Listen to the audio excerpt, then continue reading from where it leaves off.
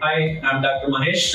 I am a consultant dermatologist and a cosmetologist from Vijayawada, care of Sri Mahesh Skin and Hair Clinic, BRTS Road. So ఇవాళ మనం ఒక topic మాట్లాడుకోవాలనుకుంటున్నాం. Main గా superficial skin infections లో fungal infections అనేవి common గా మనం చూస్తూ ఉండే కేసెస్ ఇవి. సో ఎక్కువ మందిలో మనకి తెలుగులో తామర అని అంటూ ఉంటాం, ఇవి రింగ్ వార్మ్స్ అంటాము. సో ఇవి ఏంటంటే కామన్ గా హాస్టల్లో చదివే పిల్లలు ఎక్కువ మందిలో వస్తుంటాయి.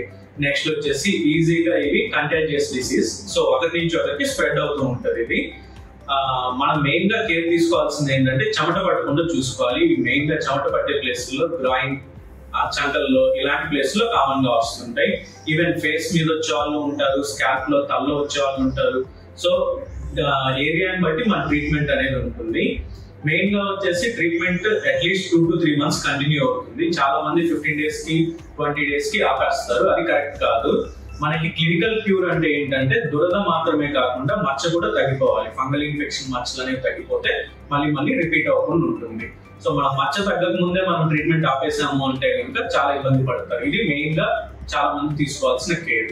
నెక్స్ట్ వచ్చేసి టోటల్ ఫ్యామిలీలో ఎవరైతే ఉంటారో అందరికీ ఈ ఫంగల్ ఇన్ఫెక్షన్ ఉంది అంటే కనుక అందరూ సేమ్ ట్రీట్మెంట్ ఫాలో అవ్వాల్సింది ఉంటుంది. ఏజ్ ని బట్టి డిఫరెంట్ క్రీమ్స్, ఒక్కొక్క మచ్చని బట్టి ఒక్కొక్క రకమైన టాబ్లెట్స్, క్యాప్సూల్స్ లాంటివి ఉంటాయి.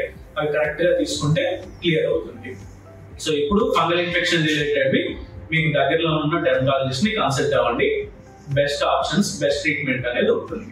Okay, thank you.